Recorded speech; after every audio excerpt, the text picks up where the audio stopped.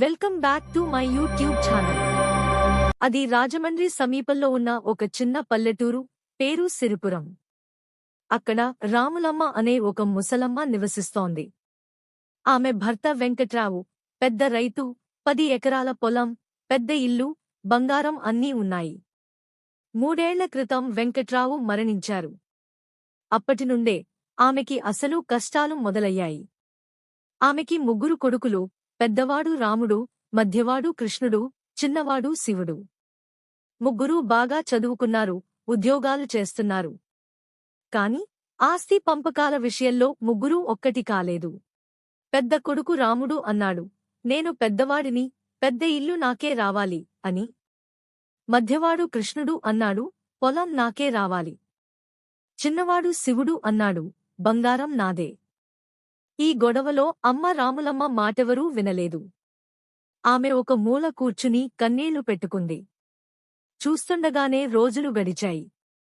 రాములమ్మకి ఒంట్లో బాలేదు. మోకాళ్లు నొప్పి, ఆయాసం, తలనొప్పి. ఆసుపత్రికి తీసుకెళ్లడానికి ఒక్క కొడుకు ముందుకు రాలేదు. రాముడి భార్య అంది, ఆ ముసలావిడను ఆసుపత్రికి తీసుకువెళ్లే సమయం మనకి లేదు. కృష్ణుడు అన్నాడు, పెద్దవాళ్లకు రోగాలు సహజమే, 2 రోజుల్లో తగ్గిపోతుందిలే అని.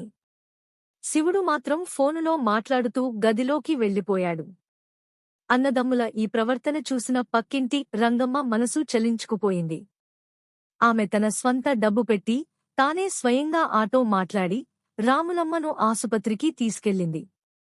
డాక్టరు పరీక్షించి ఇలా చెప్పాడు, ఆమె ఇంకా 1 నెల మాత్రమే జీవిస్తుంది అని. ఆ మాటలు రంగమ్మ మనసులో నాటుకుపోయాయి. ఆ విషయం కొడుకులకు చెప్పినా వాళ్లు పెద్దగా పట్టించుకోలేదు. ఒక రాత్రి రాములమ్మ తన దగ్గర ఉన్న పాత పెట్టె తెరిచింది. అందులో ఒక నోట్ బుక్ తీసింది. మెల్లగా రాయడం మొదలుపెట్టింది. ఒక్కో పేజీ, ఒక్కో జ్ఞాపకం.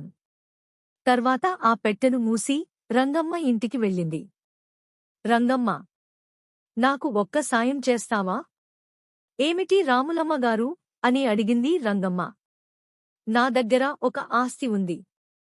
నా కొడుకులకు ఇవ్వాలి. కాని అది నేను పోయిన తర్వాత మాత్రమే ఇవ్వు. రంగమ్మ సరేనని మాట ఇచ్చింది. వారం తర్వాత రాములమ్మ తన చివరి శ్వాసని నిద్రలోనే ప్రశాంతంగా వదిలేసింది. పాపం. అంత్యక్రియలు అన్నీ అయిపోయాక రంగమ్మ 3 కొడుకులను పిలిచింది.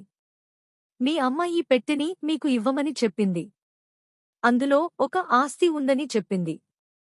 ఆ మాట విన్న 3 ఒక్కసారిగా ఆ పెట్టె మీద పడ్డారు. పెట్టె తెరిచి చూశారు. అందులో డబ్బు లేదు, బంగారం లేదు. కాని ఒక పాత నోట్ బుక్ ఉంది. దానిని తీసి రాముడు చదవడం మొదలుపెట్టాడు. నా ప్రియమైన కొడుకులకు. రాముడికి 5 సంవత్సరాల వయసులో జ్వరం వచ్చింది. రాత్రంతా మేల్కొని నుదుటిమీద తడి గుడ్డ పెట్టాను. నా కళ్లలో నిద్ర లేదు. మీ నవ్వు చాలు అని అప్పటికి అనుకున్నాను. కృష్ణుడు 10 సంవత్సరాల వయసులో బడిలో ఏడ్చాడు. తోటి పిల్లలు కొట్టారని. ఆ రాత్రి నేను గంటల తరబడి మేల్కొని, రేపు నువ్వు నవ్వుతావని ఆశతో ఉన్నాను. శివుడు 12 ఏళ్లకు పరీక్షలో ఫెయిల్ అయ్యాడు. ఆ రోజు అందరూ తిట్టినా, నేను మాత్రం నువ్వు తప్పకుండా గెలుస్తావు అన్నాను.